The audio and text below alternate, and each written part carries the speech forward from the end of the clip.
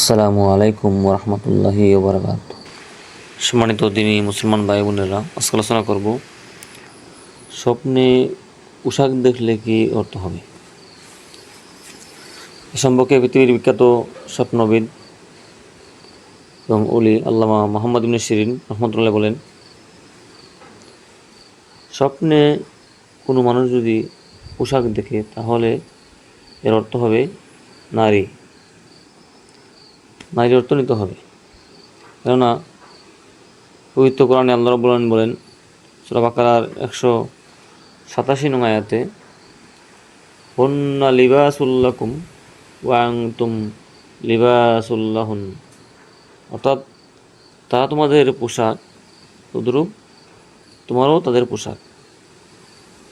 আল্লাহ বলতেছেন, হে পুরুষেরা, নারীরা তোমাদের জন্য পোশাক এবং নারীদের জন্য পুরুষের পোশাক। তো এই আয়াত থেকে বোঝা যায় আল্লাহ রাব্বুল আলামিন বলছেন যে পোশাক হলো যা নারী দিয়ে বর্তনিত হবে, নারী বুঝতে হবে।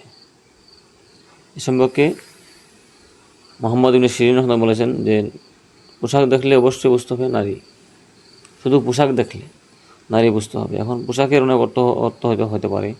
পোশাক আপনি পরিধান করছেন, পোশাক আপনি ক্রয় করে আনছেন, পোশাক আপনি বিক্রি করতেছেন, বা পোশাকের কাপড়ের দোকান দিয়েছেন, অথবা আপনি পোশাকের মধ্যে ময়লা ভরে ফেলছেন, অথবা পোশাক আপনার পুরানো হয়ে গেছে, ছিঁড়ে গেছে, অথবা পোশাক আপনার চুরি হয়ে গেছে, চুরি নিয়ে গেছে।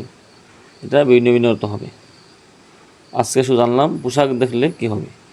শুধু পোশাক দেখলে অর্থ হবে নারী, কিন্তু পোশাক যদি যে অবস্থা দেখেন আপনার সেই অবস্থা অর্থ হবে।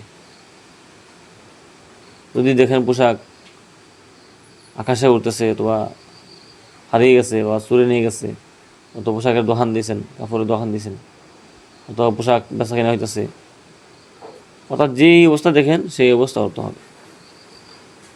তো আজকে শুধু আলোচনা করলাম পোশাক দেখলে কী হবে। তো আল্লাহ রাব্বুল আলামিন আমাদের সবাইকে ভালো স্বপ্ন দেখার তৌফিক দান করুক। কারণ ভালো স্বপ্ন হলো একটা মানুষের জন্য কল্যাণকর। আল্লাহ রাব্বুল আলামিন ভবিষ্যতে মানুষের জন্য কী হবে সব কিছু স্বপ্নের মাধ্যমে ইঙ্গিত করে। এই জন্য ভালো স্বপ্ন দেখলে আমাদের জন্য কল্যাণ বয়ে আনবে। আল্লাহ রাব্বুল আলামিন আমাদের সবাইকে ভালো স্বপ্ন দেখার তৌফিক দান করুক। আমিন। আসসালামু আলাইকুম ওয়া রাহমাতুল্লাহি ওয়া বারাকাতুহু।